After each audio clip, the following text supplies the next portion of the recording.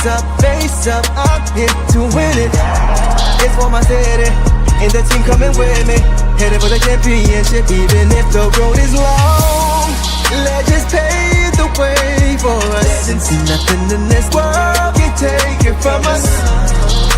Don't underestimate our generation when you see us coming for ya. And when you knock me down, I'm getting back up. Cause when I step on the floor, you know your time's up. I'm on my way. Detroit basketball. What up, though, everybody? Welcome back to another episode of the King and Deuce podcast. King, what's going on, my guy? How you feeling, man? Man, I'm feeling good, man. I'm ready to talk about this shenanigans that took place last night. Man, what? Hot topic right now. Very hot topic. So we got a lot of requests, a lot of, inquiries about what we thought, what we saw, based off of the film from last night and everything like that. So we wanted to give you guys just kind of our thoughts based on what it was that we saw from our perspective and also get you guys' perspective as well. So make sure you guys drop all your comments down below so we can get to you and make sure we don't miss anything with regard to what happened last night. So, last night, man, Pistons and Timberwolves get into a brawl at the Target Center in Minnesota. And it's funny because some people are calling it the tussle at Target. They're calling it the Minnesota Melee. And I even heard Malice at the Palace too. I said, bro, stop. This was not that. This is totally different. Totally different. There's levels to this, right? But for those who haven't seen it by now, and King, correct me if I'm wrong, I believe it was J.B. Bickerstaff, Ron Holland, Isaiah Stewart, and Sasser were all ejected on the Pistons side, right? Correct. Okay. And for the T-Wolves, I know it was Naz Reid, Dante DiVincenzo, and assistant coach Pablo Prigioni, who played in the NBA. They were also ejected on the T-Wolves side after the initial scuffle broke out between Ron Holland and initially Naz Reid, and then later DiVincenzo. So, King, I know you watched this a few times. It seems like it all, for me, I could be wrong, but let me know you thought. It seemed like it all kind of started a few plays before the play that broke out the scuffle. What do you think? From your perspective, what do you think was the cause of this whole thing? Because based on the foul that Ron Holland put on Naz Reid, it didn't seem like it warranted that kind of response. No, definitely a couple of plays before that. Like I said, Stu had kind of got into a little thing with DiVincenzo, a couple plays before where DiVincenzo was on the ground, and when he got up, Stu kind of like pushed him out the way, and right, they basically, the Pistons were trying to enforce. They were trying to enforce. They were trying to impose their will, and Minnesota didn't like the way they felt. It's almost like Minnesota said, "How dare you play defense against us?" Yeah. So yeah, they didn't like it. Kind of rubbed some of them the wrong way. Like I said, first half they was getting destroyed. So. They just didn't like the way that the Pistons was doing it, and hey, I mean, tough titty, man. A lot of people ain't gonna like it in the league. right. That's just what it is. We're the Pistons. We frustrate everybody. That's the Piston way. So they didn't take too kind to it, man. And like I said, the melee happened. The thumping in Minnetonka happened. That's a new one for me. But yeah, bro, like it's. I agree with you. It's almost like they felt like they were looking in the mirror because they're known. They have that rep for being that physical, gritty, tough team out west. That's what enabled them to get as far as they did last year in the playoffs. So they probably was doing a Spider-Man meme with the Pistons.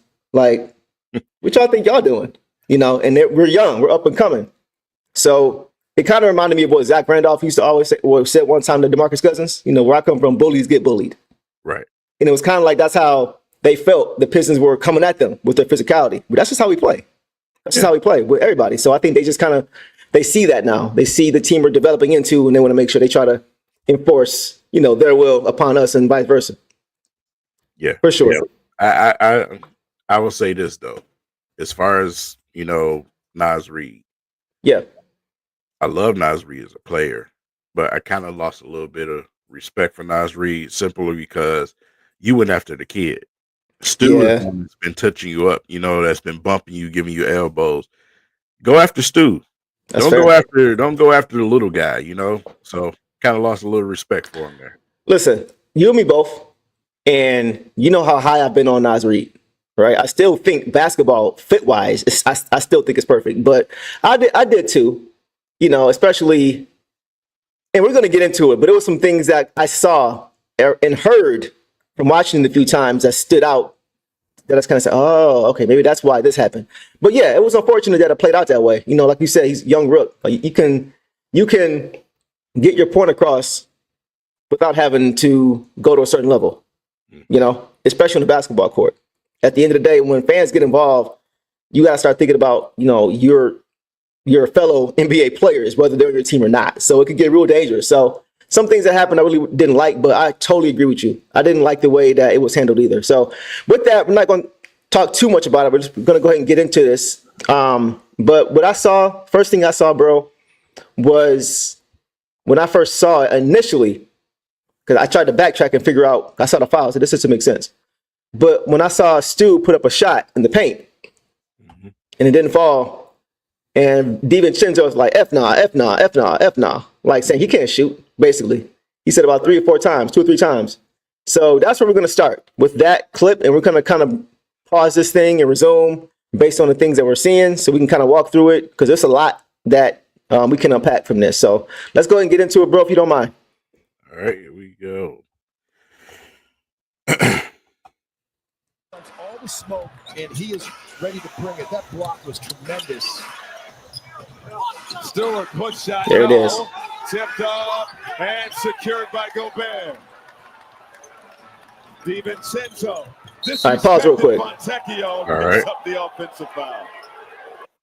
So as y'all heard, he was like, F nah, F nah, F nah. And it seemed like it may even be something before that, because poor Fontecchio was just trying to take a charge. And he just runs him over. Yep. Like this, you heard what the commentator said. And this is the Minnesota broadcast. He said he disrespects Fontecchio.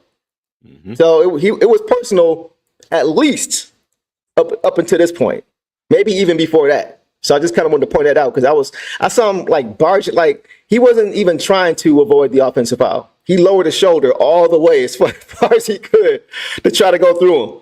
So that was what I saw. So yeah, anything you see there? You know, like I said, I just think it just stems from a couple of plays before, the tough play, man. You know, these guys was frustrated. I think it might even stem all the way back to the last ass whooping we gave them when we played them. To be honest, okay. You know, players don't forget. You know what I'm saying? So I don't know, man. It was just chippy from the beginning to me. Yeah, and I think it just boiled over at a certain point. Yeah, could be.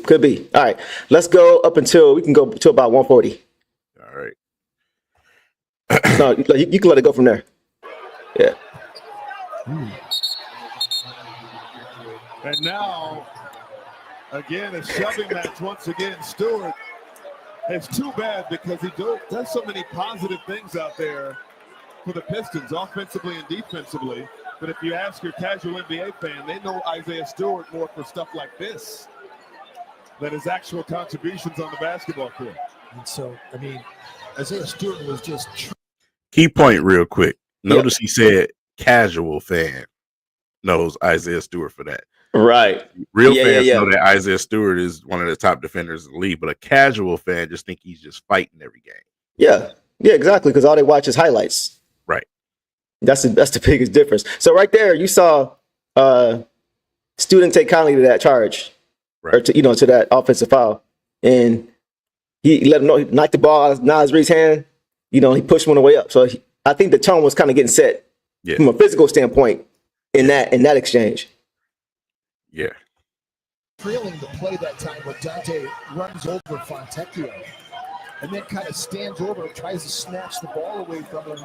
And in all of that, they should call Isaiah Stewart for a technical foul. He's like, no. So he's the one that tried to snatch it away from Dante. Said, go Barrett, fuel sit yo. No Barry won no part of it, man. Nah. Did a great job there. Jason Goldenberg, same thing. Not at all. They got the right culprit. And we were aware of what happened at the timeout. You were the one that kind of pointed that out to our producer to get that video of Isaiah Stewart having the exchange with Dante. And the referees knew too, because they came back on the court talking about all right, so they, you good. Let it roll. Right here. Watch this play. Watch Ron Holland and Nas Reed, top of the screen. Want to diffuse the situation. I love the physicality and the intensity in this ball game. For sure. And then Ron proceeds to go at him Got to keep it under control. Holland on the drive, man. and scores on him. So it was getting chippy. They was going at each other already. For Detroit. Right. Ron Holland was a All right, pause right there. Did you hear that? Go back a little bit. Turn the corner and Did you hear that fan? It was a fan or a family member.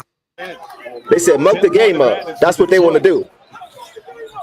Yeah. Ron Holland was Yep. a Right there. good player. Good fake. Reed turned the corner. So real quick, I don't know if that was a casual fan. I don't know if that was somebody's family, a player. You know what I mean? I don't know if that was from the player section, or family section, or what. But it sounded like somebody was trying to get them into the game. Like, yeah, listen, like the Pistons is they playing that kind of game tonight. So let's match it. So I was thinking, is that why Nas responded like that? Like just trying to create some, you know what I mean? Create some fire for his team because they was kind of stucking him up. Look at the score. We was dominating the game. You know what, man? Just looking at that last little piece of that clip, Nas Reed he was frustrated because he's getting his ass whooped. That's just to be honest about it. He just frustrated. You know, you just got scored on, and then you got the ball slapped out your hand. Now you want to turn around and get in Ron Holland's face. You know what I'm saying? Right. So frustration, man. And like I said, I got a little guy in front of me, so I'm gonna go after him. I'm not gonna go after nobody. Yeah, I don't like that. I'm gonna go against Ron. Yeah, because Stu was right there when DiVincenzo got up and Stu pushed him. Yeah, Nas is right there. Everybody trying to run and walk away. Yeah, like we AB later on in the clip. That after Stu was trying to get at him in the crowd, Nas once again got up. Yeah, same thing. Yeah. Yep. Yeah, they want no smoke, bro. What's good, AB? Everybody drop some fire emojis for Ashton, the trainer, who has dropped in. What's going on, bro? What are your thoughts on last night's game, man? Crazy stuff. But yeah, man, I thought that was kind of weak, bro. Like, come on, man, you're a rookie. We a bum for that. Yeah. All right. Man, oh, come on now. Stevens. Big time. Yeah, that's wild, bro. Front row. It's going to take a lot to break this. Ron is married. That's the thing. All right, pause real quick. That's the same thing I said, bro. Like once DiVincenzo tackle Ron, right? Ron and Nas Reed disappear. You see Nas Reed because it's crazy because Stu goes after DiVincenzo for going after Ron, but nobody accounts for Nas Reed. You know what I'm saying? So it was a huge distraction. Yeah, go ahead. And the crazy part is why this Sasser get not good. Yeah, that was weak. Look at Stu. He sees Nas Reed down there. Been building on the last handful of possessions. That's why he was so upset.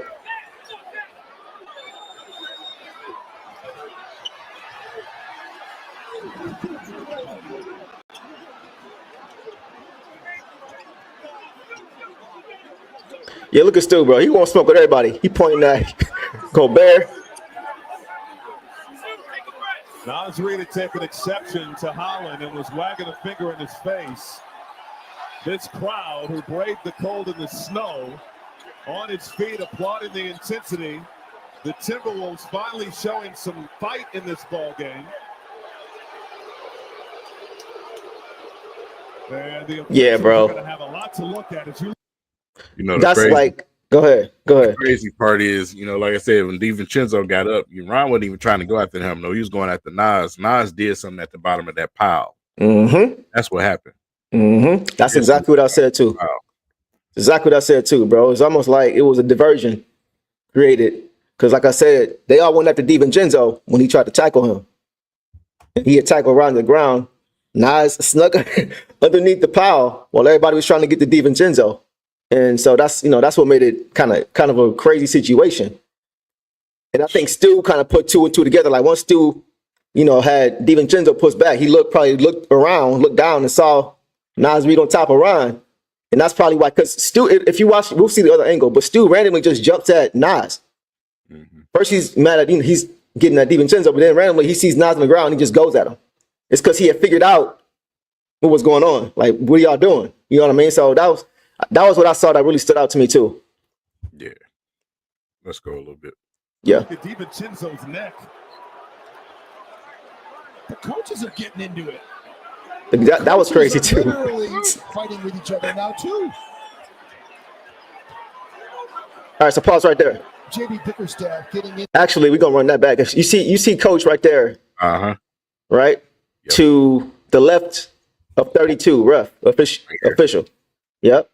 And you see Prigioni, we're gonna run it back, but Prigioni actually, they were yapping at each other. Prigioni said F you. And then I saw Coach get real animated after that. Run it back just a few seconds if you can. There's Prigioni right there, top right, getting ready to drop an F-bomb. Right there. JB Bickerstaff getting into it with Pablo Prigioni. I mean, this is ridiculous.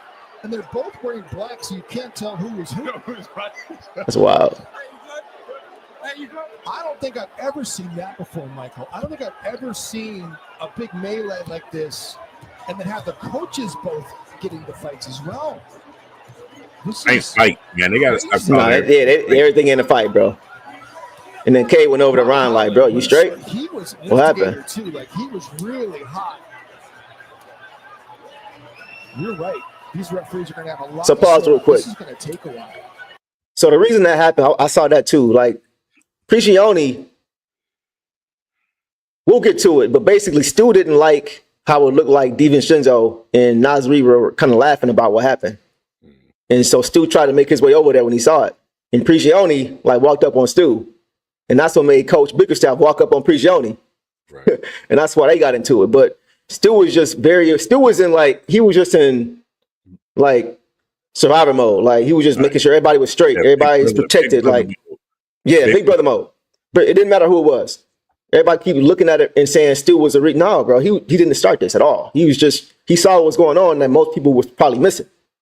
You know what I mean? So we'll see that in the next clip. But that was part of the reason I think why both of the coaches got heated, because some things, and Coach actually said, he said that, Prigioni said some belligerent stuff about some of our guys, and he didn't like it. So that was probably what he said to Stu. This is crazy, man. It's wild, bro. Did you see the scratch on the neck?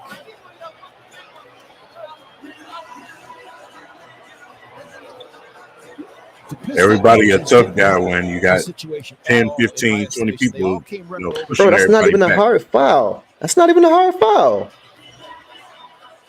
So He was frustrated. again, just looks like a regular foul by It's a regular foul. Naz Reid Play is under review for an altercation. wagging his finger. Holland pushing DiVincenzo. Everybody mad at DiVincenzo now. Get tied up. Oh, look out, cameraman. I think this might be a better angle. This is what the officials are looking at right now. This is the angle. And again, Holland trying to discard DiVincenzo. Again, DiVincenzo has been pushed one too many times. So he created a diversion, and then watch Naz Reid going to the bottom of the pile. So a lot of pushing and shoving there. You see Stewart in the center of it. Sass getting into it with DiVincenzo. Look at Coach Bickerstaff. Get your hand off of Sass. Talking to Gobert. Piston coaches in there. There's too many people in here.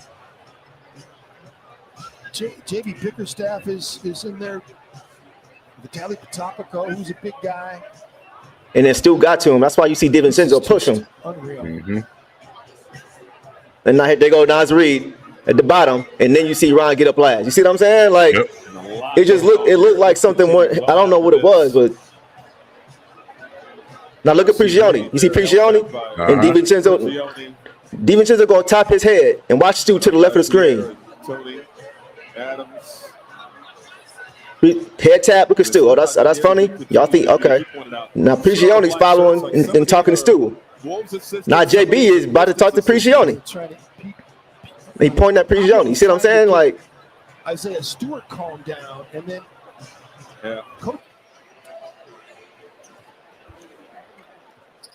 yeah. Well, they better be lucky it wasn't in the D. We said that about Malice at the Palace, bro. We said the same thing about Malice at the Palace. And you know what I'm saying? From some of the other angles, you got fans like trying to push and stuff like that, man. I'm like, what are y'all doing, bro? Nah, bro. Like, nah. Yeah, it'd have been a totally different look. Yeah. Totally different look, bro. So anything stand out from that? I mean, like looking at it from a different perspective can always tell a different story.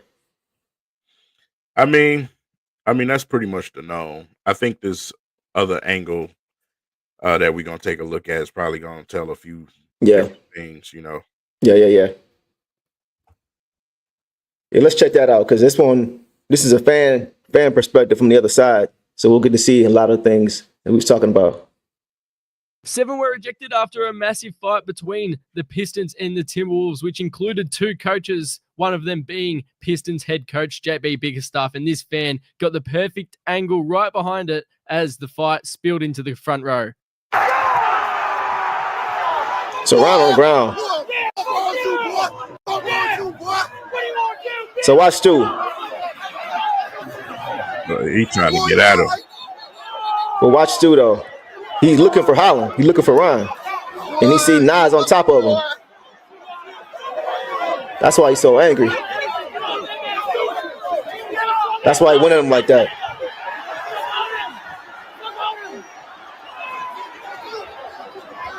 But you still going after Ron. The Stu just tried to choke you out, Nas. Right.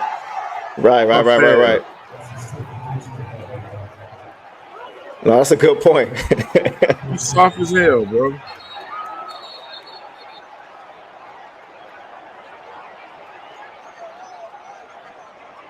Yeah.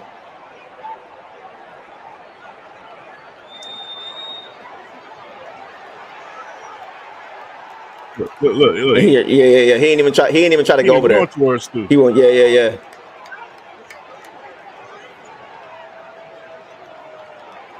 Yeah. Look at Gobert. I'm gonna go back to the bench. Oh no, he don't want, bro. He is nowhere to be found. Like, he's nowhere to be found when it comes to that type of action. And they go Stu going at it with coach. And then coach going at it with coach. Yeah. Wild, bro. AB said that was Anthony Edwards people that said that, right? Facts, bro. That's wild, bro. I told you yesterday, bro. I didn't like the front running, man. You can't be. See, that's why. That's why at them games, man, it's a good thing that I don't sit on the sidelines or close by the basketball rim, something like that. Yeah. I don't like that type of stuff, man. Like you can't beat us on the basketball court. You know what I'm saying? So now y'all trying to do a little cheap stuff. Mm-hmm. Y'all want to fight now because you can't beat us. You're frustrated. Bro, we was in complete control of that game, bro. Like, from jump, we were in control of the game. The tone was set early. We had a double-digit lead. It was 29-39 at that point. I think sometimes guys, you heard what that fan or whoever that was said, they want to muck it up. Let's play that type of game. It seemed like they were just trying to throw off our momentum, throw us off, and it worked. Yeah. You know what I'm saying? It don't make it any better. You know what I'm saying? Because like you said, it was kind of weak to go after a young rookie, bro. Like in that fashion, there's levels to it. You ain't gotta, you know what I mean? So I don't know. That's crazy that his people said that. And Anthony Edwards somewhere on the bench drinking some Gatorade, bro. Nowhere to be found. And I like Ant-Man, bro. But it was just funny watching him to celebrate in the second half. It was clear to everybody we were just depleted, bro. We just didn't have enough. We just didn't have THJ, Bees, the vets really, Schroeder, they really tried to keep us in the game. We just didn't have enough offense. We couldn't facilitate enough offense, manufacture enough offense. And everybody could see it. So, I was kind of expecting them to get back into the game just because of that. They didn't lose their main guys. We was already down Cade, already down Tobias. You know what I mean? We couldn't counter those late game situation possessions. You know what I'm saying? Like Cade would have been able to do. So I think that's the biggest difference. So everybody knew it, but it was just like, bro, what are you getting hyped for? Like, you supposed to do this. You supposed to. You was clamped in the first half, bro. Yeah. I kind of feel like they was going to come back anyway a little bit. I mean, like I said, we just did the same thing with Cleveland. Cleveland, we was doing what we was doing in the first half, and the next thing Mitchell turned it on.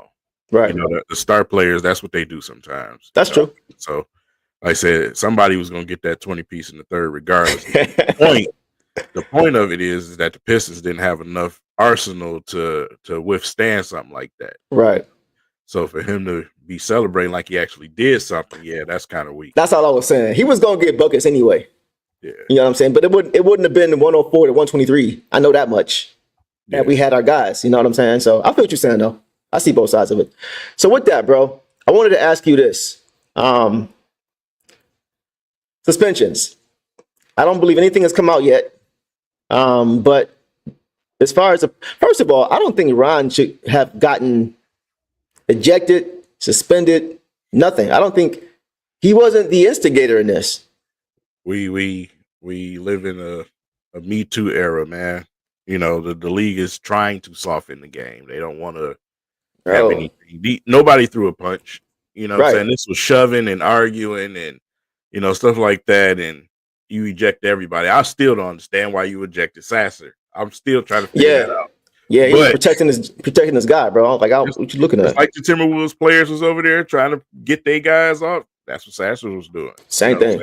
But like I said, as far as the suspensions, man, it better not be nothing more than, you know, a day or two suspension.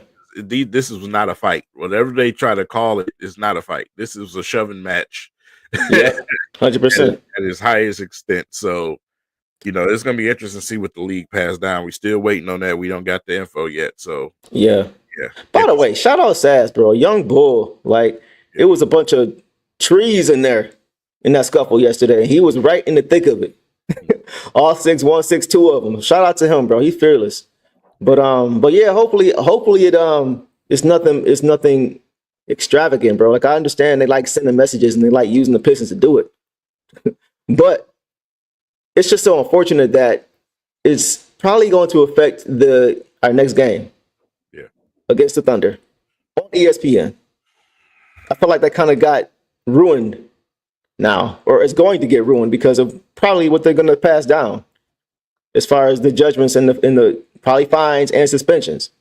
Do you think it's going to be any implications as far as that, or do you think the league is considering that, knowing they just moved that game to an ESPN game? Right. That'd be kind of shooting themselves in the foot. I mean, to us, which we think is sensible, is not, you know, sensible in the NBA's universe. Right. But a sensible person, you would say, I'd rather just give out fines, bro. Nobody swung on nobody. It's no real fisticuffs. Let's give out some fines. Call it a day. Yeah. But we're talking about the NBA here. You know what I'm saying? So 1 game suspension, 2 game, 3 game, whatever it decided to, you know, go with. I think that's definitely in the works, man. Because it's taking them too long. Yeah. Exactly. You know exactly. what I'm saying? So well, do you think that's because there's a lot more to the story than what the cameras caught? You know what I'm saying? Like, even just the things that we just saw from watching it a few times. We talked about it for a minute yesterday. And it's just like what we saw after watching it 2 or 3 times was way different from the first time. So do you think maybe because they're going to talk to everybody. Silver's getting on the phone with everybody to figure out what happened, at least coach. And, you know, players just talking to coach. So the things that we saw, you think it's more to that story, and that's why it's taking them more time to figure out what actually happened? You know what I'm saying? I'm wondering if the suspension is going to happen after the game. Right. It's kind of a stretch because it's not, the game isn't tomorrow, it's Wednesday. So, like, it's probably going to happen, but I'm just wondering if they're taking longer deliberating because they're still fact gathering. And it could be a happy coincidence for them, happy accident for them, if as they're gathering the information, the Wednesday game just happens to pass before the judgment gets passed and everybody gets to play full strength. I'm just throwing it out there. I don't know. I think it's coming tomorrow for sure. Tomorrow? Okay. Yeah. If not tonight, sometime tomorrow. Okay. I honestly do think you're killing my hope right now, but it's all good. Yeah, I think it's nothing tomorrow, man. Like I said, it shouldn't take that long. It shouldn't. It should have came today, but it's probably gonna come tomorrow. Like I said, the league office probably reopened today, so you know I'll give them a grace for that because it's something that happened over the weekend. But tomorrow, Tuesday, most definitely. Okay. It's gonna happen before Hump Day, man.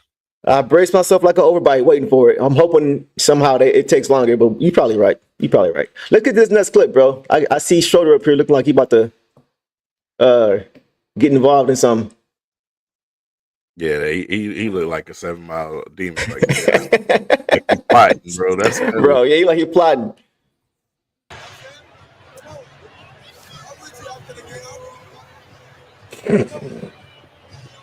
Hey, that's what I want to hear. I'm with you after the game. I don't give a F. That's what I want to hear, bro. Because like I said, We sit here, we play together, we call each other brothers, we a team, whatever. Hey, after the game, we gonna go down in the locker room. I'm coming with you, bro. Let's just not call the police like James Harden them did, bro. Let's go out here and handle business. Right. Like, man, close these doors. Yeah, for real. Yeah. I mean, I don't think nobody want no parts of Jalen Duren, so you know. Yeah. I like to see that, bro. You know what I'm saying? Like, I've never seen him involved in these serious altercations in the NBA, but he's always been kind of pushing the edge. Like, he doesn't mind getting under people's skin. He's not really afraid of anybody. Nope. So I like that leadership he brings from that perspective. We got veterans on his team that provide different things in their own right. I think he kind of provides that, just that toughness. Yeah. I do like that about him. Yeah, absolutely, man. Man, Stu was on one, bro. Bro, never has any chill. Man, that's why he's Stu. That's that roster in him, man. Yeah. We got any more clips? Man, where's that at? That's it. That's it for the clips. Okay. Yeah, man. I know JD. Supposedly JD was talking to Schroeder about, potentially handling business. And what did Schroeder say? Like, that's $200K. We got to wait till he got off the court. Yeah. Yeah. I love it, man. I don't love what happened. I love the energy. I love the situations that this young team is getting put in. You know what I'm saying? Together. I think that's a very good thing as far as the growth of this young team. As they can kind of build on this as far as us against the world, Detroit versus everybody type of vibe, which we already have anyway. For them to have their own version of it, their own experiences with it, I think that's dope. And, for the casual fan out there that's outside the Pistons fan base, listen up. People try to fight us. We don't try to fight them. Yeah. You know what I'm saying? They get frustrated with us. Obviously, we was handling business and getting busy on their home court, and they ain't take to it too well. Mm-hmm. Stu is not just the guy that fights everybody. Stu whoops your ass on the basketball court, too. You see what I'm saying? So exactly. He's one of the top. He will be in the running for Defensive Player of the Year if he played enough minutes, man. He doesn't play enough minutes, so he doesn't qualify. But he's one of the best defenders in the league. I read a stat. I don't know how accurate it is. You know how Twitter is, how the Twitterverse is. But I saw something that said, and you guys can verify this and let me know next episode if it's valid or not, and I'll check myself. But it said that Stu has more blocks on the season than Rudy Gobert, averaging 19 minutes a game. Yep. Rudy Gobert is a 4-time Defensive Player of the Year. Yep. Much bigger, much taller, much longer than Isaiah Stewart. He's just big, but he's a four-time DPOY.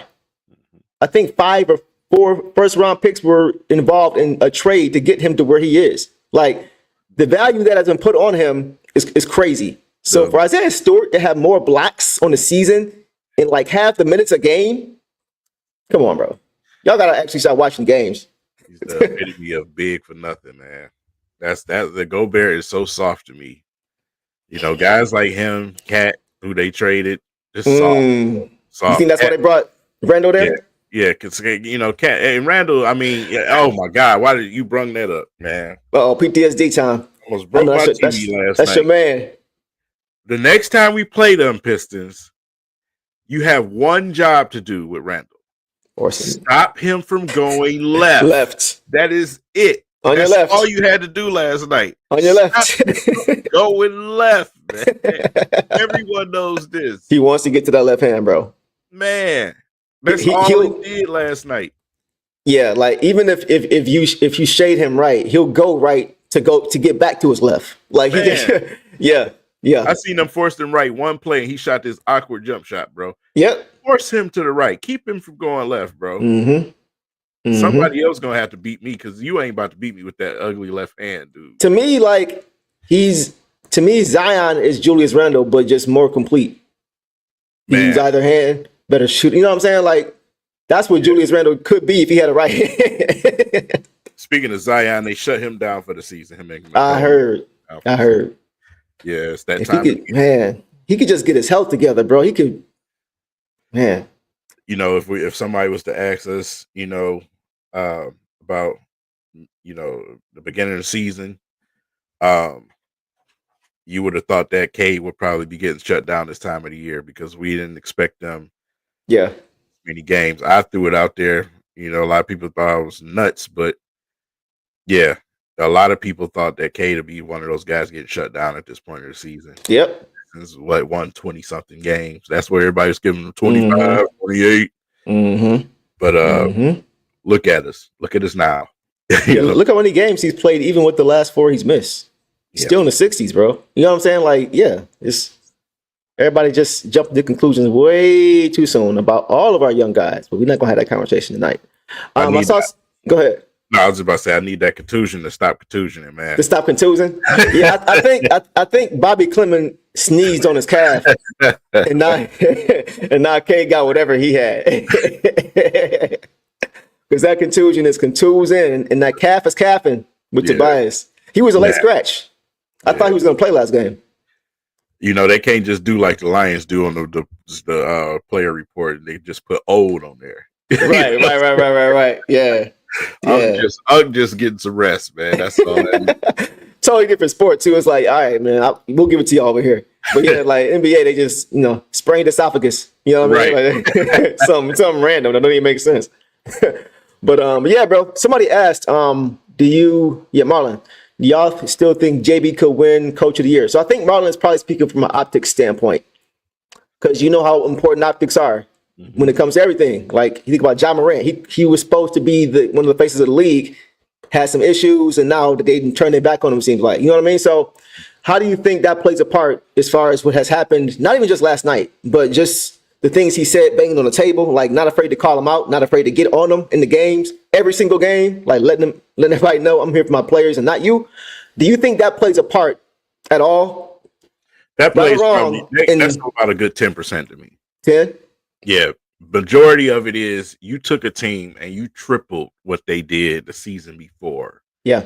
That is unheard of. You know what I'm saying? In this league, to flip it that fast in 1 year. One year. So, like I said, and you look at the Pistons, obviously we finna go in the playoffs. Pistons probably gonna make some noise, man. I don't see anybody contending with that. Maybe, like I said, obviously you look at the Cavs, what the Cavs are, but JB Bickerstaff kind of built that. You know what I'm saying? They're enjoying the labors of Bickerstaff's foundation. You know what I'm saying? So, yeah, I don't know. It's kind of hard for me to see him not winning it. I think that last game against Cleveland kind of sealed it in my mind. Like, to get that win against that team in that fashion, you know what I'm saying? It was kind of like the exclamation point on his campaign for Coach of the Year. Like, that was the nail in the coffin, I thought, because that was his competition. It was him and Kenny Atkinson. So for us to do that without Tobias, without Cade, blowing him out for most of the game, you could say, the Cavs that have they got their spot solidified and not playing. It's still the Cavaliers. They still got the best record in the East. So I think for them to do it in that fashion and you can't even say it was lopsided. Like, the Cavs weren't playing hard and the Pistons were. We still were down Cade and Tobias and Jaden. You know what I'm saying? And they were pretty much full strength. So even with that, as far as them not playing hard, they still were fully staffed and we were undermanned. So I think that game really, in my mind, solidified it, and hopefully around the league did the same thing. And like I said, around the league, obviously the major media, they all have been going with JB Bickerstaff themselves. But that's true. Obviously, anybody with a common sense knows that we probably was finna do it again last night. You know what I'm saying? Without our guys, without Cade, Tobias, Jaden, it looks like we were definitely about to win that game as well. On the road. So we were. Like we were all popping. It's like, I mean, it's gonna be hard for me to see him not winning that award. Yeah, that's definitely the case. He's definitely getting a lot of national media support from a lot of people who actually have votes. So I think that's important. I think guys like Chris Broussard, Stephen A. Smith, those guys have votes. So when you hear them talk about it in support, they're basically telling you who they're going to vote for to get the award. So that's a good point. That's a good point. He has gotten that support from key people in that room who actually make those decisions. So hopefully so, man. He deserves it. Tripling your win total, one of the greatest turnarounds in NBA history, from a win perspective and also just a morality and culture perspective is ridiculous. It's insane. Insane, bro. I don't think anybody expected him to do this. I think a lot of us were happy that we had a solid coach from what we had seen in Cleveland, but I don't think anybody expected this. I didn't expect this. It's great of a coach that I thought he was. I didn't expect him to do this in year one. Yeah, that's the crazy part. That's what's really impressive about what he's done so quickly. So, and shout out to Kendrick Perkins, man. He's been kind of riding with the Pistons since early this season. He has. I seen the clip that you posted on social media, but shout out to Kendrick Perkins, man. He's been rocking with the Pistons. So. Yeah, man. Like a lot of what he says, actually, if you peel back from how he's saying it, a lot of the things he says does actually make sense. Yeah. But you're right. He has been supporting the Pistons from jump. Especially Cade. He was supporting Cade early. Before he started to really get off to that hot start. He was saying, watch out for Cade. So I got to give him credit. And he's also giving Jaden a lot of credit, too. Before he went down, he was talking about how he was on his way before he went down. So he has been paying more attention. I think a lot of people just turned their head because of last season. So it was going to take more than just a 3 or 4 game winning streak for people to really be convinced that we were better than what we were last year. So I think that was one of the biggest things for the Pistons as far as getting over that hump and getting that respect. Yeah. Like I say, shout out to him for doing his job, actually watching teams play, unlike Shaq. Right. Yeah. It's bad when you openly admit that you don't watch the games when you're paid to watch the games. Yeah, that's wild. That's crazy. You're shooting your validity in the foot. You're literally just shooting yourself in the foot. I don't watch the games, so you definitely should not take my opinion seriously. I don't know. That's just my take on that. But yeah, like I said, it don't even matter. We don't need you, Shaq. You ain't got to watch the games. You can call us lame. Hey, you can go and get LeBron James. Don't matter. Pistons at 5. Pistons at 5. Pistons at 5. I like that one. I was gonna say 6, but I rode with you in the 5. That was funny. Hey, I'm gonna think of some dope slogans for it's if and when the Pistons win that first series this upcoming playoffs. Yeah. We gotta think of some catchy slogans regarding that series because it's gonna be a lot of attention, bro, on that series if it were to happen. It's already creeping for the Pistons, man. I'm seeing a lot of, outside Pistons fan base. I'm seeing a lot of these other fans, man, that had that love for the 2004 Pistons. You see them talking, making videos, making content, stuff like that. They want to see the Pistons have success too. Mm-hmm. You know what I'm saying? So I said this first playoff series is going to be, it's very important for the Pistons. You know what I'm saying? Like I said, whether we win it or not, we got to go out there and give it everything we got, man. Right. All eyes is on the Pistons, bro. The NBA is a great place when the Pistons are good. Yes. Mega Hustler says, I just hope Ron and Stu can keep their composure in the playoffs and don't play into them. And Mega Hustler, I think that's a good point. And I think that's why it's a blessing in disguise that what happened when it happened. This didn't happen in the playoffs. This happened in the regular season. And like we mentioned, this is the first time a lot of these guys are going through these type of situations in the league, in the NBA.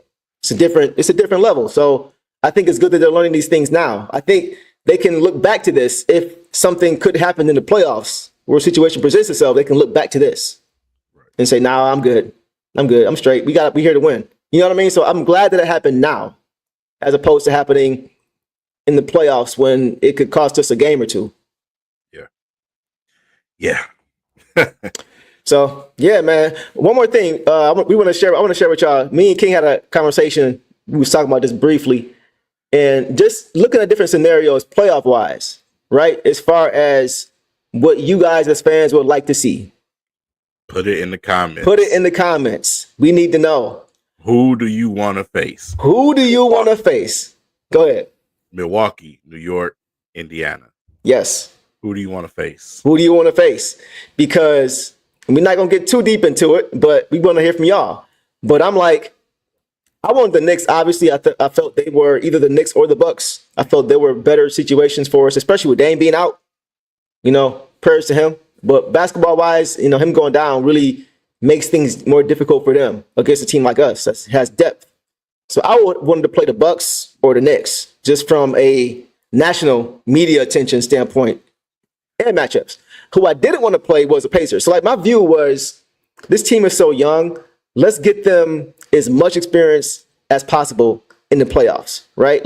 Let's just, however we get there, I don't care. I want them to be sponges and why be happy with just the first round? Let's see how far we can go. Let's see how far we can push it and expedite this experience process that we thought was going to take one step at a time. Maybe we can jump a step. Maybe we've already surprised everybody. We can translate that to the playoffs. So I'm like, if that means we gotta beat up on the old Milwaukee team that's depleted, or a terrible matchup for the Knicks, if we do it that way, I'm like, yeah, let's do it. But King is thinking what? Give me the Pacers, bro. And tell everybody why. Man, I don't want it easy. Right. I don't want it easy. There's no honor in that to me. I want to earn it. You know what I'm saying? And Halliburton has been on my shit list for a long time. You know what I'm saying? If I can hop in the car and grab Tim Hardaway Sr., man, we go holler at him right now. I can't stand Halliburton, bro. I want to beat Halliburton. I don't want to, like I said, this team, to me, since the last time we played the Pacers, we are at a different notch than we were then. Jalen Duran is a different player right now than he was then. Mm-hmm. Tobias Harris is more consistent than he was then. Yep. A lot of these players are a lot better than we were at that time. I don't want no excuses. I don't want to play no Damian Lillardless Bucks. I don't want no excuses. You know why? Because the media, they're gonna eat that up. Y'all already know how it go. Excuses. Oh man, the Pistons, man, they got lucky because they ain't have to play such and such. They only won because such and such wasn't playing. I don't want to hear that, bro. I want to straight up, man. Listen, with a bottle of Hennessy, I want to straight up no put some hair on my chest, bro. I'm going against the Pacers. That's me.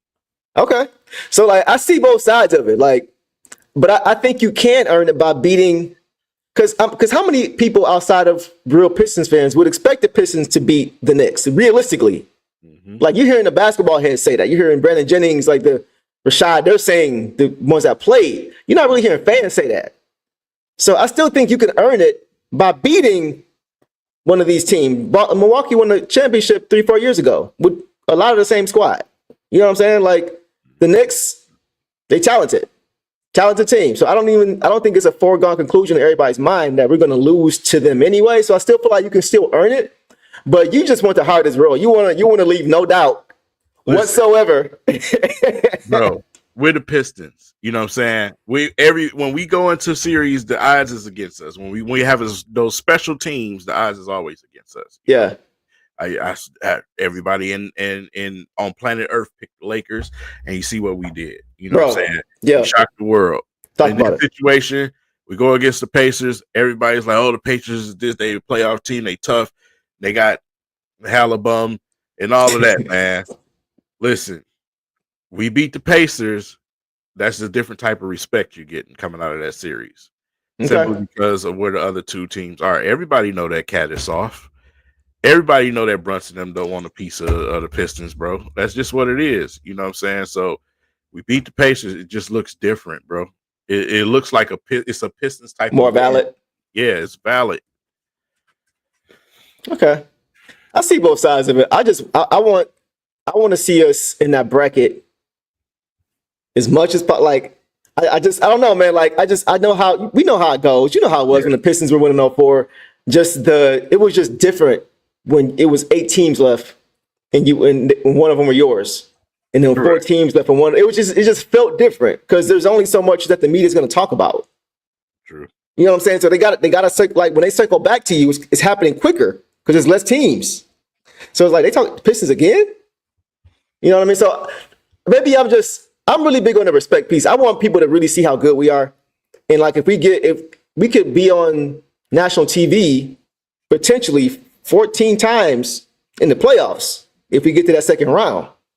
You know what I'm saying? So it's just like, I'm just about that. Like, I want people to see us as much as they can. Like, if we destroy whoever in the first round, probably like not the Pacers, but one of those other teams, if we destroy them and we move on, now it's like they went from 14 wins to the second round. You know what I'm saying? Like, for me, it just impacts a little bit differently. But I see what you're saying. You're like, let's leave no doubt.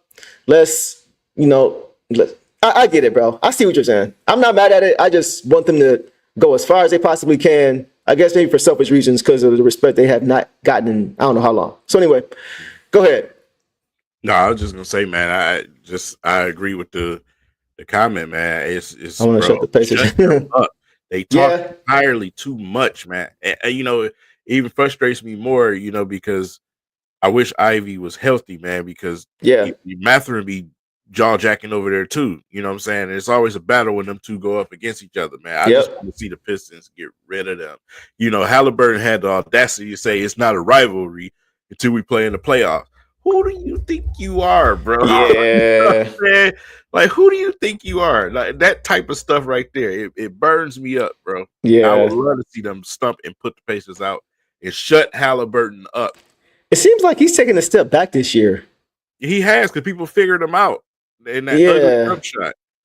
Yeah, like when I watch the Pacers play the Pistons, call it bias to everyone, it's clear to me who the best player on the court is. Like, you know, Halliburton has the gold medal. He's had the All-Star appearance. But Cade is just better than him, bro. Yep. Not even just as far as how it looks. He's just better. He's smarter. He's a smarter basketball player. He don't even deserve that gold medal. He ain't do nothing for it. It's crazy. Most Mexican man says Halliburton gonna be Halliburton. Preach. I likes that. All right, man. Any closing thoughts, bro, before we get out of here with regard to the playoffs, the standings, the schedule, anything in the chat that you guys see? We'll talk about. I just want to say, whoever got playoff tickets, you're a blessed person, because it's gonna be crazy. Yeah. It's gonna be crazy, and if we can keep, you know, I don't know how, what we looking like as far as the standings right now, but if we can get that fourth seed, it'd be nice. I'm gonna pull it up real quick. Court. Yeah, go ahead. Yeah, to get home court would be crazy. You know what I'm saying? So, like I said, these games are still meaningful for us.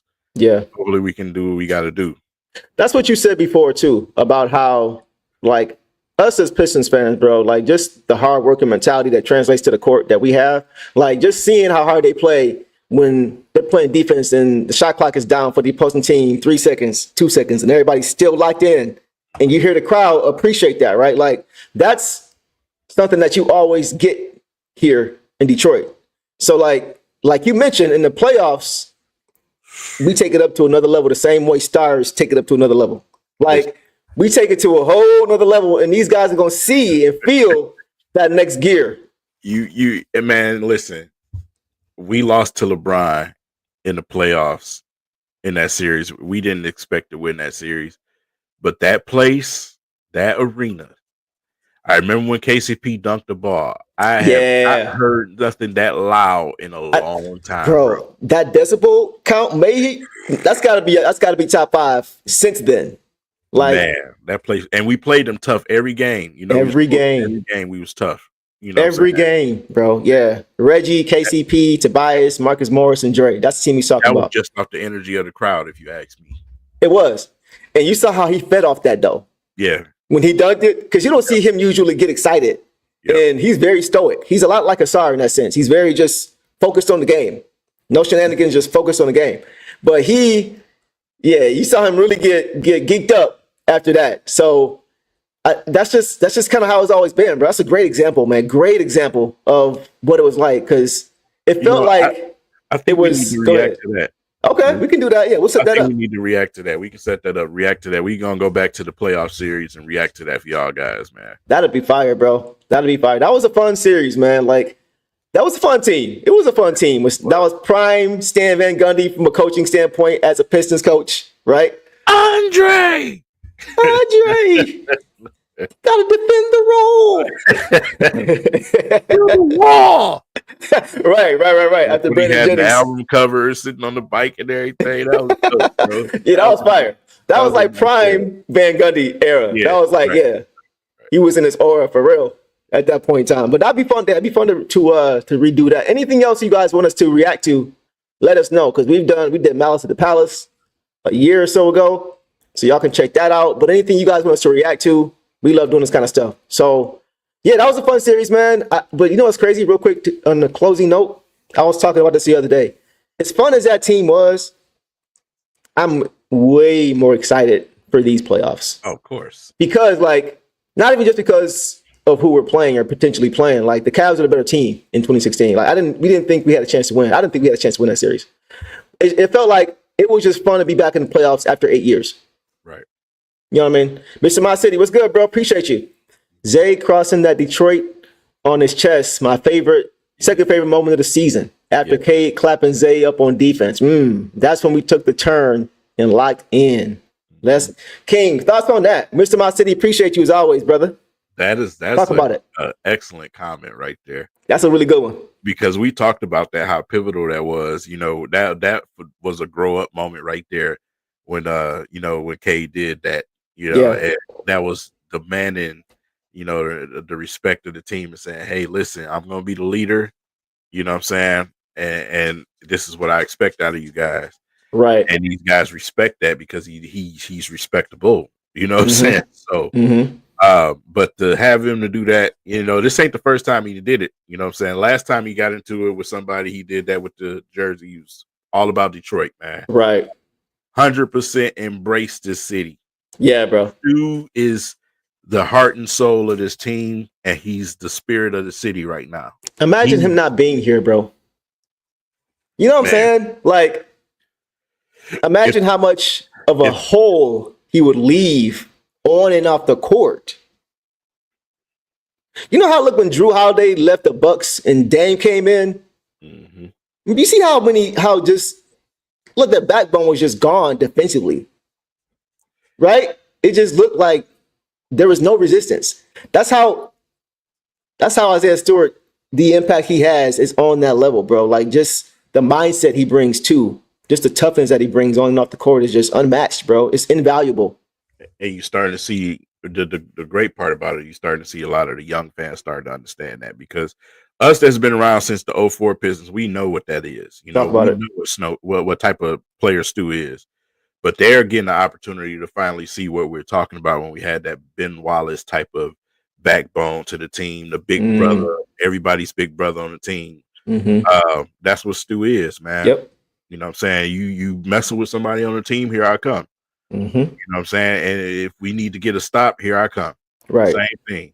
You know what I'm saying? On the court and off the court, that's what he is. Exactly. I don't want you to just think of him as a enforcer. That's not all he is. No, it's not. He's literally the heart and soul of the team. He's the culture that you see with the Pistons. That's where it's running through. You know what I'm saying? So that toughness that we play on defense, it starts with that type of centerpiece and Stu. So like I said, then when you have the leadership you got with Cade, which is it's like I'm talking about Ben Wallace and Chauncey right now. Yeah. You know what I'm saying? Yeah, bro. We said that. Like, Cade has a lot of Chauncey in him. He's just bigger. Yep. He's just bigger, bro. Even the playing style. If you look at the playing style, because Chauncey did the same thing. Back you down, take his time, play at his pace, pop a three in your face. Yep. Set his teammates. It's the same. It's the same thing, bro. And I don't think people realize that, because right now Beasley is, guess who? Rip Hamilton. I was just about to say that. When Beasley starts with Cade, when he has to, that's when he really looks like Chauncey, because then you see him running out. You see Bees running off screens, and that's the biggest difference right now between Cade and Chauncey as far as personnel. Because Cade they're heavy with the pick and roll. They didn't really run that a lot with those Pistons in 2004 because we had a Rip Hamilton as one of the best shooters and scorers in the league, running off screens, a la Reggie Miller. But that's the only difference. When you would see Beasley start alongside Cade, when THJ hurt his head, taking the charge, right? Like early in the season, that's what it looked like. Yep. That's what it looked like. So that's really when I was like, look at Chauncey, 6'7" Chauncey out there. you beat me to it. He beat me to it.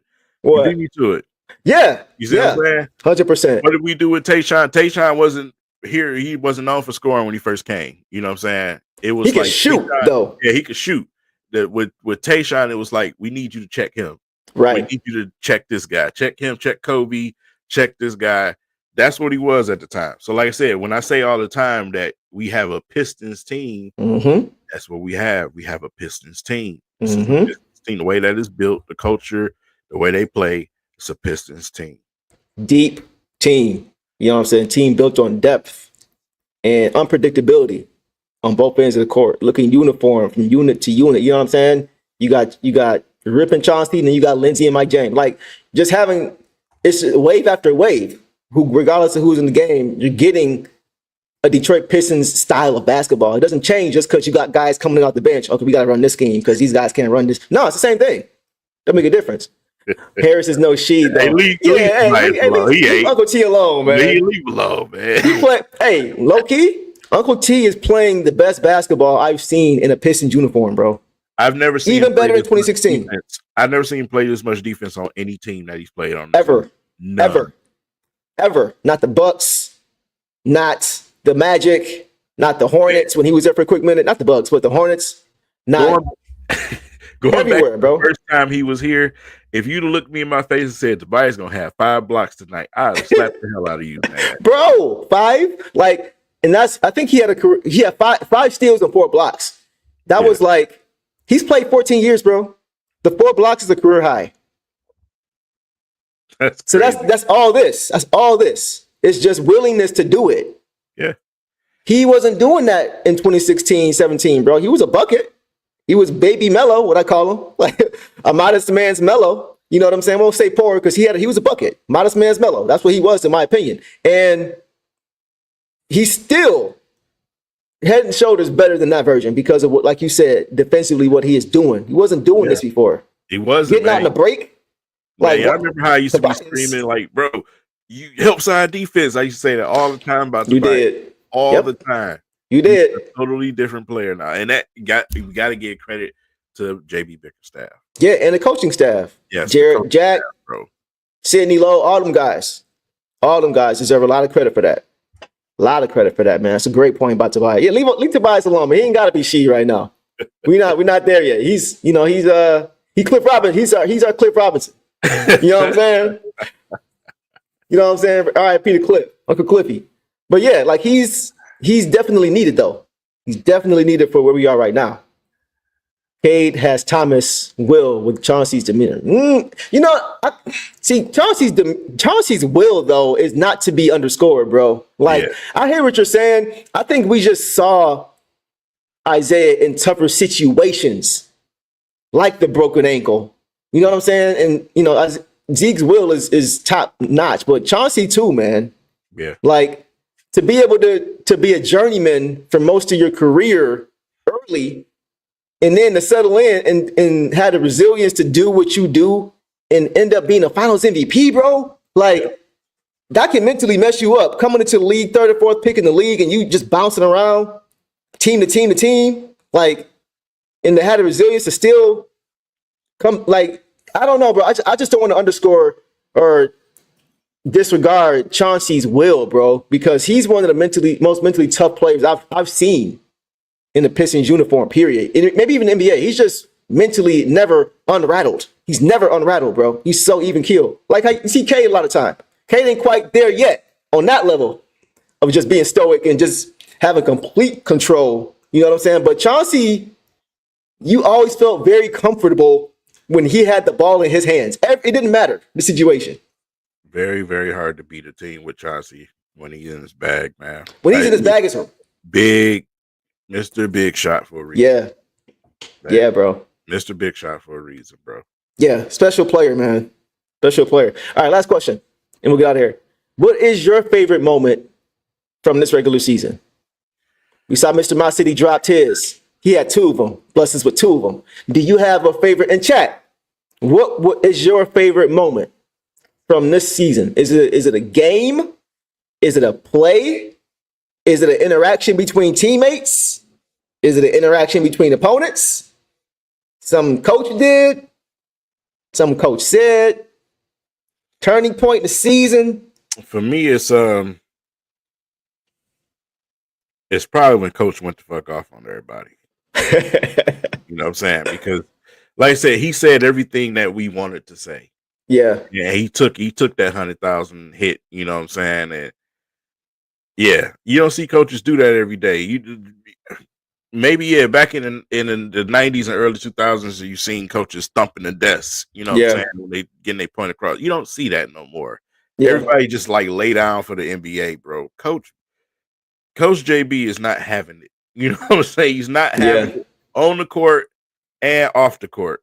You know what I'm saying? We could talk about highlights all day long. You know what I'm saying? Yeah. But that type of stuff like that, that's true. Out. That molds your team into something different. You turn your team into something different when you have that type of stuff, man. Agreed. Agreed. I'm with that. We got a few of them here. We got Ivy's 4-point play to beat the Kings. It's a good one. We have Cade's game winner against the Heat. It's a good one. Cade, 25-point triple-double game winner.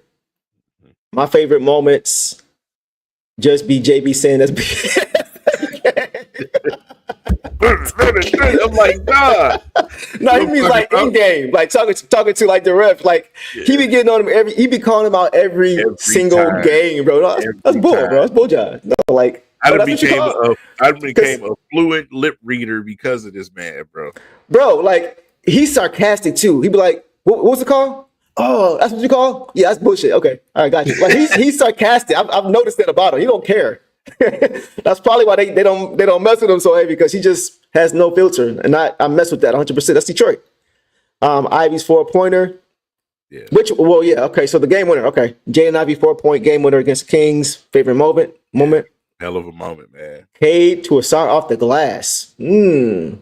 That's a good one too. That was a hell of a because it wasn't just because it was off the glass. It was the fact that, you know, what we seen before with the chemistry with Brandon Jennings and Drum, it brought back some good old feelings. You know what I'm saying? It did. And not only that, when Cade went behind his back to Durant and Durant cocked that mud back and dunked. Yeah. Cade was wheeling and dealing, bro. There was a point in the season where they were just like lockstep, where they both saw what the defense was doing. They both knew what they were gonna do. It was just like, and when you saw Cade throwing those look away oops, bro, that's how you know he already saw what the defense did before he needed to see it. He already saw it. When he's doing this, he's just playing around. Like we saw Bobby Clintman in summer league throwing the low look pass. Like they already saw the play. They already saw your defense. Now they're just having fun. So he's some good ones, man. These are some good ones. Allen says, I can't remember the exact game, but after a game we won, he went off on the refs in the presser after the game. I think that was the Thunder game, right? Mm-hmm. Or he said game we won. No, I'm not sure if we won. Okay. I'm not sure. Chat, help us out. Won. My city says, I was hyped when when BZ broke the record. Oh, man, we've had some good moments this year, guys. Yeah. Ivy's game winner in the Raptors. He had 2. He's had 2 this season. So pick either one. When we destroyed the Lakers, that was a good one. That was a really good one. That game winner had so much aura. The blowout in Chicago, that's another one, was wild. That 40-pointer, and then we came back next game against them and beat them by 20 again. I hate Chicago. I was so excited after that game, man, because Chicago always work us, bro. I know. Always work us, bro. Vucevic saw a different JD. That's a big part of why. Yep.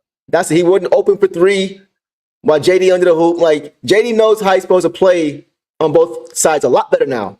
Mm-hmm. You know what I'm saying? So they, like you said, with Indiana, why you don't mind playing them? It's going to be a different team they see. So I feel it, bro. I feel it. A few more, we can get up out of here. Let's see. When Cade was screaming on all you MFers, on Houston, bro, that had me lit, bro, because he don't usually do that. Mm-mm. He don't usually do that. He don't cry wolf.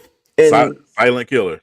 He a silent killer. He talks about Chauncey, right? He got a lot of that stoic, just I'm gonna beat you with my game, beat you with my mind, and frustrate you with how I'm playing. So to see him do that, we knew what it was. Yeah. We knew who it was. You know what I'm saying? So that's a really good one. That's a really good one. It might have been the Hornets game. Real quick, there was a game, I can't even remember who it was against, but there was a game when JD got a block and Cade had a run out dunk and won, and he screamed at the crowd. He was at home. Yeah. I forgot what game it was, but to see him be able to get an and one breakaway dunk, we don't see a lot of those for him. We don't see a lot of those plays where he can flex with his fans behind him on a breakaway play. It was just nice to see that. But I forget who it was again. I think it was Atlanta, my city. I think it was Atlanta. But I just love those kind of moments. Those defense to offense breakaway dunks, alley-oops, 3 balls that Busy never misses in transition. I just love those kind of moments, man. Cade clapping. What about let's go with the. Ooh, I see a few more. Go ahead. I see a few more.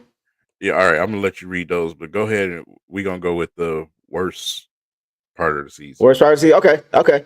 So K clapping, but this is a really good one too. Aside crossing over Tatum. That's got to be top 3 or 5. That's got to be top 3. That's got to be top 3, bro. That is nice, but because it's a photo of it too that came with it. Like it wasn't just a moment. Like we have a still image forever. Hey, I ain't gonna lie. Cross-eyed, bro. We talking about the brawl or whatever, but Stu had the internet buzzing the other night against Cleveland. He did. Evan Mobley. Yeah, that bro. You see Dennis Schroeder like he was on skates. Yeah. That was a great one too, bro. That's tough. That's tough. I might come back next show and have a top 5 for y'all, and we can talk about it. But that's a good man. When K crossed out Daniel Gafford and dunked it, that was another one. It's a lot of K ones you could do, a lot of dunks.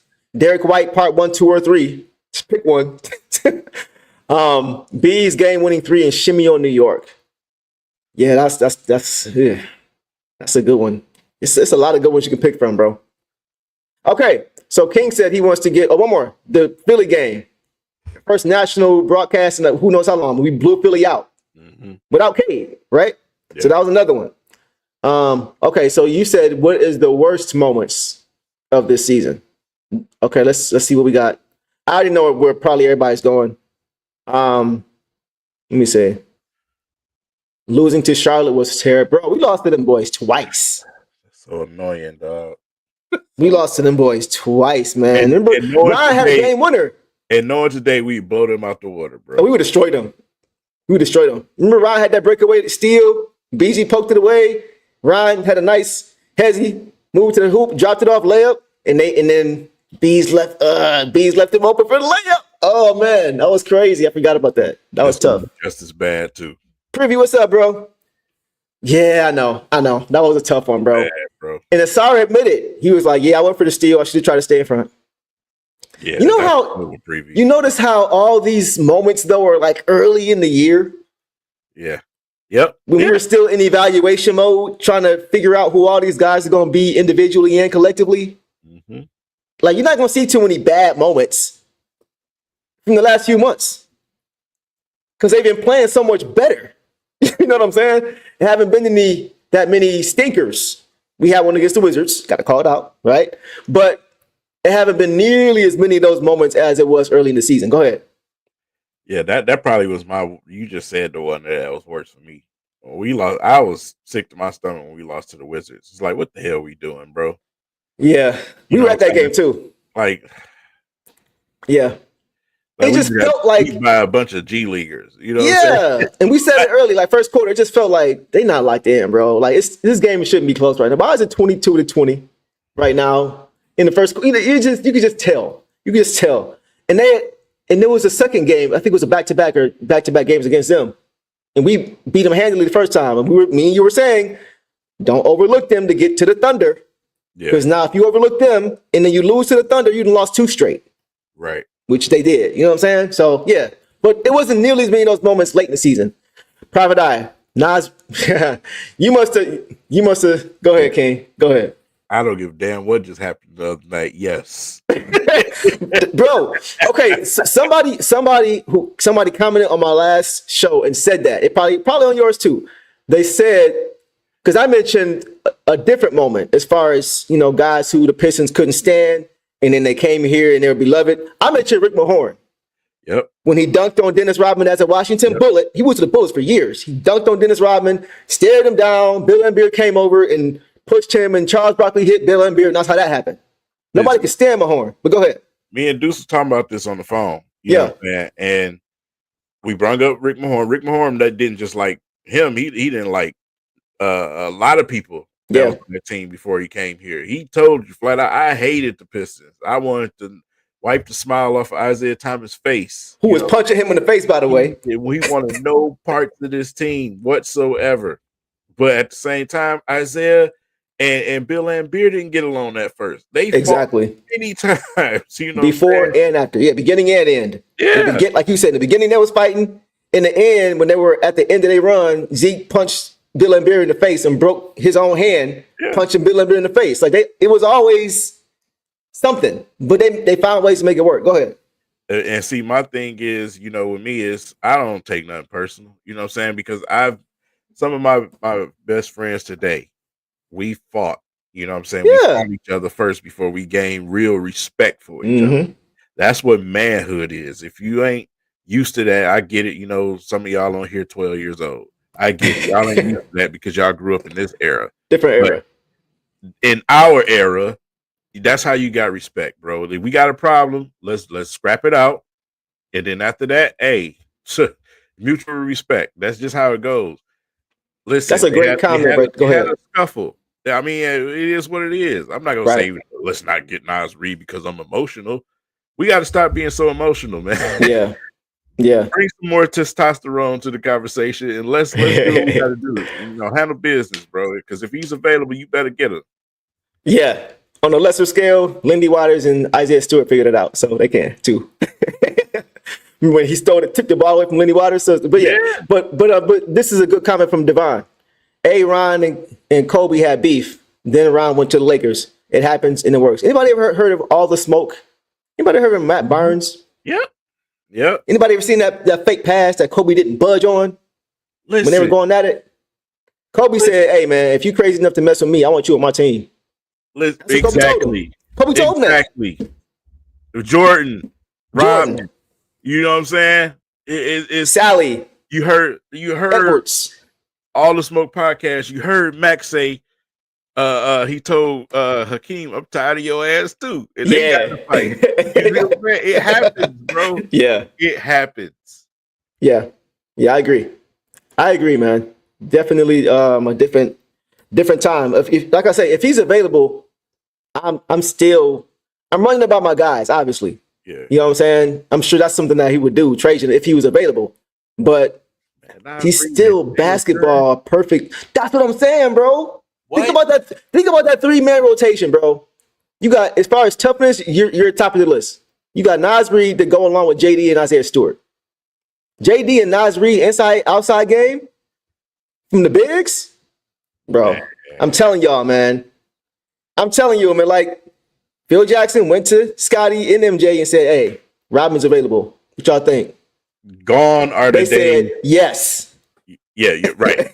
Gone are the days that we struggle against teams that got multiple bigs. I was just saying that. You know what I'm saying? Gone are the days that Lopez come put 40 on us every time he plays. I hate that type of stuff, bro. Yeah, bro. You see 100%. That lineup would be nasty. It would. Thank you. That's bro. Front court for you. That's what I'm saying, man. Like I've been on him since last year, bro. Watching him last year in the playoffs. He one of them dudes. Like listen. I wasn't happy with last night with how it played out, but I think he's one of those polarizing guys. You can't stand him if he's not on your side, but if he is, you love the dude. Mm-hmm. That's kind of how I feel about him. He's polarizing because he's not wearing our jersey. If he was here, I mean, look at how much we appreciate hard-nosed, gritty players on this team that just bring a certain energy to certain toughness. Like, if you look at it from a basketball perspective, bro, I don't see a better fit out there. I ain't gonna lie to you. People have said Santee from the Grizzlies, he kind of soft to me. He don't really fit to me. As a starting forward for this team, nah. We know you know what it looks like as far as what we need if you watch this team. And you got to have a certain type of mentality. That's why I think certain guys, unfortunately, might not be here after this season. But we'll get to that bridge, cross that when we come to it. Yeah. Like I said, and I've been seeing a couple of these comments. If you came in late, man, just rewind it. Go back. Oh yeah, it's all good. And watch from the beginning. Yeah. You got Nas sitting in front of you. You take it. You take it. You got a big that can stretch the floor. You see what I'm saying? And so, like I said, that's exactly what Duran needs. He needs another big with him that can stretch the floor. We all know Tobias has been doing a great job, but we all know that he's not a legit four. That's just not what he is. He's been compensating and everything else. I love Tobias, but you got a guy in Nas Reed right there. You take him. Yeah, man. It's not even like a private eye. I see you for sure. Like, this is not even it's no slight. It's no slight whatsoever. But the same reason I say this is the same reason I don't want Jabari Smith.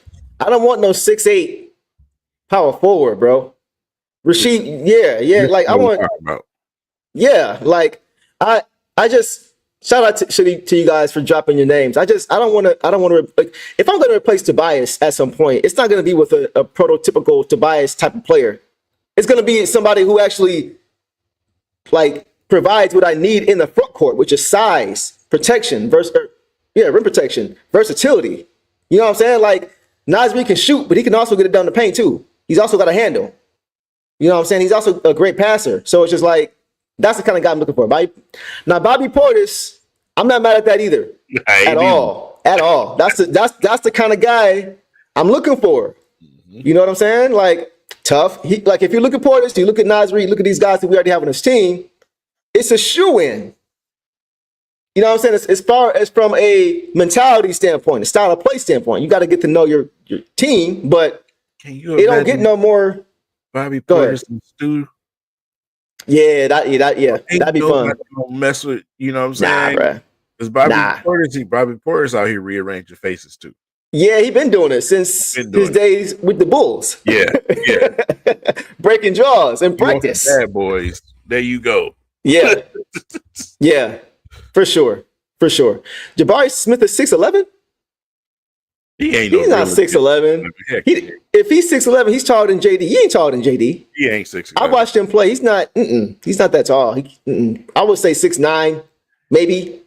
I don't think he's that tall. But yeah, man, like that's the kind of guy I'm looking for. Bobby his teammate. And yes, in practice. Mm-hmm. In practice. Broke his jaw. I'm not a fan of John Collins.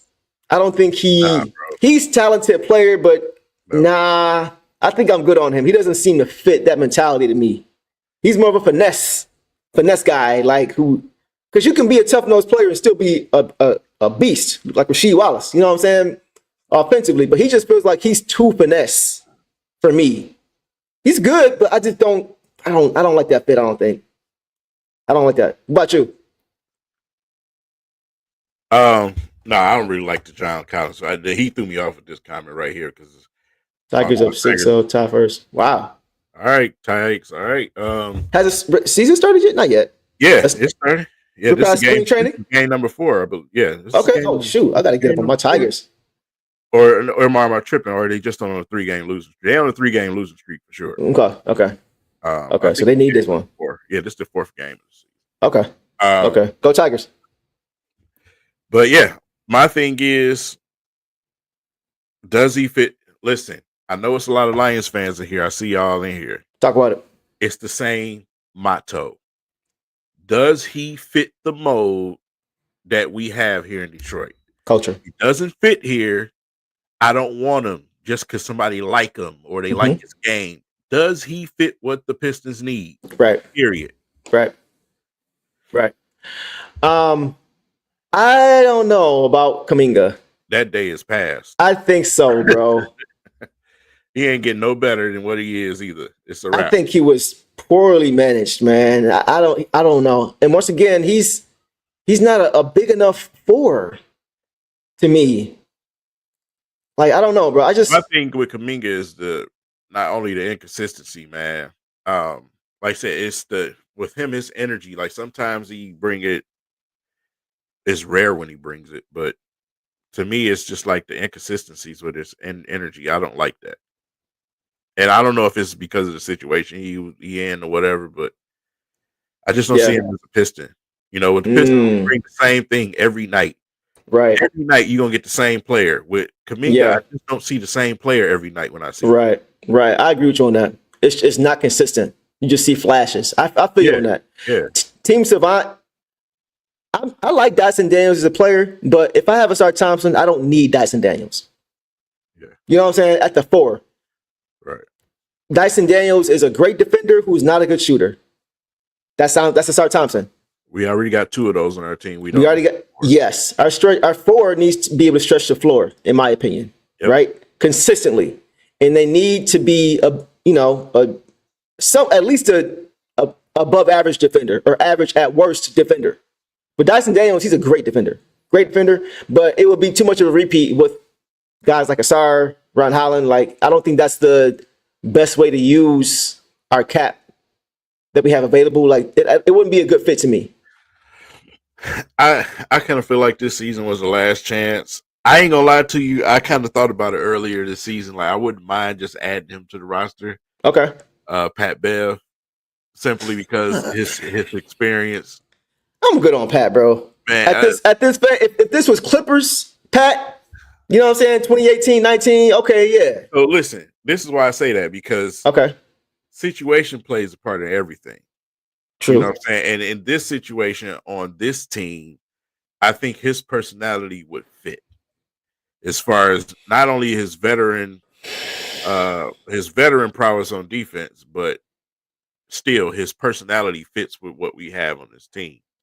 I don't think it's time now, because I think it's over with now. But like I said, earlier during the season, I did think about it. When he was looking for a team, I did think about it earlier this season. Like I wouldn't mind adding Pat Bev, man. I wouldn't, because let's just be honest, he has the personality of a Pistons type of player. So, like I say, I mean, add him just to, somebody to add on the bench, veteran on the bench. Somebody with some experience. It wouldn't be the worst thing in the world, but I think we passed that point now. I see what you're saying. You're saying you're not really saying basketball wise. You're just saying as far as culture and really like dropping knowledge on these young guys defensively. I'm not mad at that. I feel that. That makes sense. Yeah. As far as game goes, he passed that, bro. Yeah, I'm gonna say okay. I feel you though. I mean, Pat Bev in his prime was solid. Solid player. He was disruptive. Yeah. But man, I think we're kind of all on the same page as far as I saw a question about where is it? Somebody, Devin says, what do we do with Bobby Klintman? Nothing. He just stays right here. Stay right here. When his time comes, it comes. Yeah, ain't his time right now. Yeah, I do think after watching last night the scuffle, I have to say, even though I'm not the hugest Fontecchio fan of his game, he's a great teammate. Yeah, he's a great. He cares about us. He was when Orion was stumbling a little bit. He was right there, like waiting. Like what I'm saying. Like he's a really good teammate. I have to give him a lot of credit. He's always there for his guys and encouraging his guys and trying to keep his guys in check and keep him, with their head on straight. Basketball wise, if it doesn't work out with Klintman or with Fontecchio, I'm looking to give Bobby Klintman all those minutes. I ain't gonna keep telling you, dudes. Tech gold that season. Listen, I'm trying to be nice. Listen, y'all already know, but I've been getting on him all year. King, you already know I've been texting you every other game, one word and one word only. Fontecchio. Because he's doing the same thing every game. Bobby Klintman got in with 2-something minutes left and got in and made a play immediately. Yeah, right, when he was driving to the basket and dished it out to the corner. I said, the reason why I want Bobby to play is because of that. I want him to go out there and be a playmaker and give us a different aspect of somebody who can actually shoot the ball and see what we can get out of him. And but it's just not the time right now. We getting ready to head into the playoffs. Yeah, for sure. It ain't the time right now. But beginning of next season, I better see some Klintman somewhere. Yes. You see what I'm saying? Yes, him and Summer League. And who else should we see who was with him in Summer League? Dennis Jenkins. Oh God, here we go. My dog, Dennis. I've been on the Dennis Jenkins train since October, when I believe he arrived for the Summer League roster, and I just watched him play, and he just jumped off the page as much, if I'm being honest, as Bobby Klintman at the time. In Summer League, I get it. But those were the two guys where I'm like, please keep them around, Trajan. We didn't know Trajan as a GM yet. We didn't know. I was like, please keep him around. But we know he got it now. He know what he's doing. But at the time, I'm like, please keep these guys around. And he finally got his opportunity last game to get in the game and to get a bucket. And he got a bucket. Yeah. He got 2 buckets. Not down as only 3. Yeah. And I'm happy for him, bro, because the Pistons need to keep him around, bro. Right. They need to keep him around. I think he's a scrappy guard. He's thankful for the opportunity the Pistons gave him to play here. Like he said that. Yeah. He's like, thank you for giving me the opportunity. So like, and it's just cool to see him actually doing this now. Like he's ready. You always talk about Sasser being ready. He's ready. Right. You keep these players around for a certain reason, because obviously you're not going to be able to retain everybody. You know what I'm saying? And you got to have guys that's ready to step up and step in. Like you look at certain teams, like for instance with Cleveland, Yeah. Cleveland, every time we play Cleveland, sometimes, somebody get in the game, shoot a shot. It's like, who the hell is this dude? What's his name? I don't even know this dude. But he coming in here shooting threes. You know what I'm saying? You need these type of guys, him, Waters, Jenkins. You need these type of guys to stick around because, like I said, they'll be ready to step in, next man up mentality. There you go. That's how you do it. No, that's a great point. It's so many times I've watched over the years games on TNT, late night games, and it's blowouts. Teams up 30 points, and the benches are cleared, and you see even their benches are way better. Like, who is this third string guy just knocked down 2 threes in a row? Like, who are you? Those deep teams, man. Go ahead, man. Deuce, what up? We ain't never gonna get off here because he just something else we was talking about. I was just about to call it too. What's up? We just talked about this, bro. We just talked about. Okay, so you want me to go first? Or you want to go first? You go first because I'm usually not the nice one. So you go first. Listen, bro. I'm always honest, bro. But look, it depends on the role. It depends on the role. I don't think. Come on, man. As you guys can see, King is not a fan of his form. I'm not really either, bro. Like. Me and King saw for the first time. I saw for the first time play in open practice. You know what I'm saying? At Wayne State. I thought he was playing around. I thought he was just like, pregame, just being silly. I saw him do it in the game. I was like, oh, that's really his jumper. But it went in. Stop calling it a jumper, bro. That's really his form. Put it that way. Listen, man, I'm not. If Paul Reed is my third big, that's not good enough. And that's nothing against Paul Reed. I like B-Ball Paul. I like him more than you do, I believe. We talked about it last night. You can let everybody know how much of that conversation you want to let them hear. But if he's my fourth big, I'm okay with that. On a cheap contract for depth, I'm cool with that. Anything outside of that, nah. It's you have to upgrade. That's where I'm at with him. He didn't do anything wrong per se. It's just I don't think he is a good enough third big for a championship contending team. I just don't. That's where I'm at with that. Bye. Every time he shot that jump shot last night, I wanted to slap the TV, bro. He be flinging them. Stop shooting that crap, man. Paul has not been the Paul that I thought he was going to be. Talk about that. Paul that I saw in Philly was a little bit different. You know what I'm saying? He was a little bit more feistier down there in the paint. He just has not been that over here for the Pistons. And, like I said, I ain't going to lie to you. I'm going to keep it 100%. If Philadelphia released Andre today, I would have released. Here we go. We can't get through one conversation. Right now. We can't get through one show. No, but I'm saying that because what you just said. As a third big, it's not good enough, bro. Okay, I agree. We needed another solid big out there last night, and we ain't have one. We couldn't answer the call. And let's face the reality, man. The way that the league is, it just may be a playoff game or two that some of our bigs missed. Yeah, because it's going to be hostile. Trouble. Yeah, right. Yeah, it's going to be a hostile environment. Yeah, that's the reality of it. That's why I was talking about getting a guy like Naz Reid because. When we get teams that got multiple bigs, we have a problem. Exactly. We already got Stu. Stu is a great defender. He's undersized, but he worked on that. Reed is undersized too, but he ain't Stu. They both right. Yeah, exactly. That's exactly what it is, bro. And you're talking about Paul Reed when you say undersized, but he ain't not Naz Reid. Yeah, Paul. For sure. Yeah, I think he plays hard. Like I don't think he's a bad player. Like I said, I just think we need somebody to give us a little bit more consistently in that role. You know what I'm saying? As that third big. So we'll see. We'll see, man. I'm a big, man. Because who said that? Somebody said he's a tweener. Yeah, he's a tweener. He's so what do you think he is then? A tweener between what? 4 and 5? Or 3 and 4? He's not a 3. He's 2. He's not quick enough to play 3. Because like I said, the very age that they said was taking over is dead, which is the small ball era. That's dead. Yeah. Everybody got bigs, you know what I'm saying? Real bigs. And unless you Stu, I mean, we need another big, bro. Because Taylor Duren is the only one that's bigger than 6'10". You know what I'm saying? So you're right. No, you're right. We need another legit big. We got a bunch of 6'8" and 6'9"ers right now. Right. Tobias is 6'8". Yeah. Fontecchio 6'7", 6. You know what I'm saying? But that's the one area that we need to really tighten up. I think everywhere else, from talent and fit standpoint, we're good. We're deep in every other area. It's just that forward position. I think we need to really look to upgrade. What's up?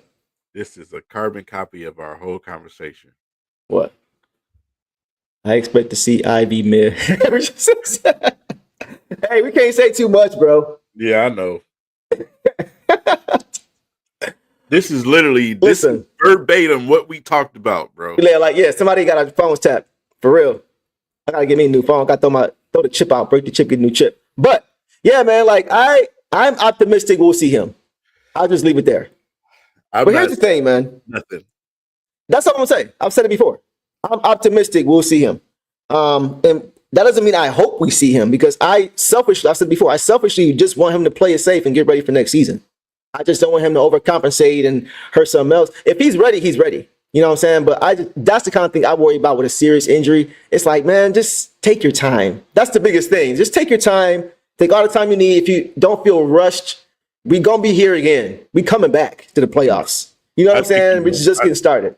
I think he's going to listen to his body. You know, shout out to his pops. Shout out to Javen, man, because he said that in our podcast that, you know, he's going to listen to his body and what his body tell him. Mm-hmm. And, you know, I would love to see that. I'm not going to lie to you, because broken legs is a little bit different. Once they heal, they're healed. That's it. Right. You know what I'm saying? So, but if he's not ready, he's not ready, because it's the mental aspect that's the hurdle too. You know, right? Mental, getting comfortable, being explosive, and doing the things that you used to do. That's where I worry about it a little bit. You know, coming into next season, you got you know, practices over the summer. You got, you know, practices with the summer league team. You got preseason. You got things to work yourself up to that point. Yeah. But this one is just throwing you back in the fire. So, and that's the thing, bro. I don't want him to be put in a bad situation either. And we've said that numerous times. Like, the same way we didn't expect Aiden Hutchinson to come back and be Aiden Hutchinson right before he got hurt, we can't expect that of anybody. So it's got to make sense, bro. Like, when he comes back, it's got to make sense for him and for the team's chemistry. Because like you mentioned, from the beginning of the season till now, from January 1st when he got hurt till now, everybody's gotten better. Yeah. Like, he's got to adjust to that as far as what their loads are, what they can handle, what he, you know what I'm saying? So, and then he's got to, so not even just individual, but just as far as his teammates, you're asking a lot, and you're asking to make sure that you're not disrupting what's already been put in place for a few months that has gotten you to this point. So if those things all check off, you know what I'm saying? He's healthy. He looks good. He's back into form. And then he can seamlessly just, you know, join the club, like join, you know what I'm saying? Like join lock and step with what they're doing already without it being much of a transition. Then yeah. But I think all those things have to make, because you don't put them in just to put them in. That don't make sense. That doesn't work well for anybody. It helps nobody. Yeah, I just want him to you know, take his time. You know, take your time. Yeah, you know, like I said, when you break your leg, you come back stronger. Right. How it work these days. You know what I'm saying? So yeah. And shout out, you mentioned Hutch. For the Lions fans here, shout out to Hutch, because Brad Holmes confirmed today that Hutch he ready. He ready? Know, he ready to go. His leg is legging. He's ready. His leg is legging. So he about to get paid. You know, he's going to pay him. He's going to pay Kirby Joseph, and they're going to pick up the option for J-Mo. So okay, yeah, we'll be ready. So officially, the tibia is tibian. Yeah, we're gonna go with that. All right, cool. We'll end it with that, guys. We gave you as much as we could. This has been a fun show as always. We got some great content coming in the future, so you guys stay tuned for that. And we're also looking forward to this playoff push. It's going to be fun. You guys can catch me and King on the individual podcast after Wednesday's game. Probably, King, I won't speak for you, but I'll be here Wednesday night post-game to talk about that hopefully dub against the Thunder. We'll see what happens with all these suspensions. Anything updates that come out, we'll let you guys know. Anything else, King? That's all. We'll end it with that. So we appreciate you guys hanging out with us. We'll see you guys next show. And as always, Detroit versus everybody. Peace.